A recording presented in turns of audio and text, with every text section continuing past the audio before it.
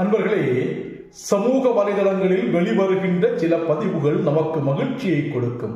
சில பதிவுகள் நம் சிந்தனையை தூண்டும். அந்த வகையில் நான் பார்த்த ஒரு பதிவு வித்தியாசமாக இருந்ததால், சிந்திக்க தூண்டும் விதத்தில் இருந்ததால் இந்த பதிவை இங்கு நாம் பகிர்கின்றேன். புத்தர் திருமணமானவர். அவர் ஞானத்தை தேடி தன் மனைவியை துறந்து காட்டிற்கு சென்றார். அவர் மனைவி தனிமையில் வாழ்ந்தார் கடைசி வரை. அவர் பெயர் யசோதரா. மகாவீரர் திருமணமானவர்.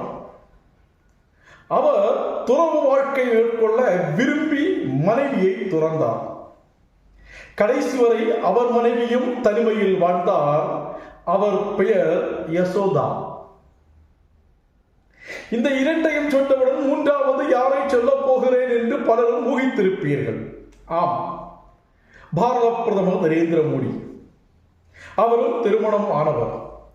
ஆனால் தேசத்திற்காக சேவை செய்ய வேண்டும், பாரத மாதாவிற்காக சேவை செய்ய வேண்டும் என்ற நோக்கில் தன் மனைவியை பிரிந்தார். அவரது மனைவியும் தனிமையில் வாழ்ந்து வருகிறார். அவர் பெயர் யசோதா பென். புத்தர், மகாவீரர் நரேந்திர மோடி. மூவரின் மனைவிகளின் பெயர் யசோதரா, யசோதா, யசோதா பென். இந்த ஒற்றுமை தானாக அமைந்ததா இல்லை வரலாறு திரும்புகிறதா நமக்கு தெரியாது. ஆனால் ஒன்று நிச்சயம், புத்தரையும் மகாவீரரையும் உலகில் லட்சக்கணக்கானோர் பின்பற்றுகிறார்கள். அதே போல பாரத பிரதமர் நரேந்திர மோடியையும் லட்சக்கணக்கானோர் பின்பற்றுகிறார்கள்.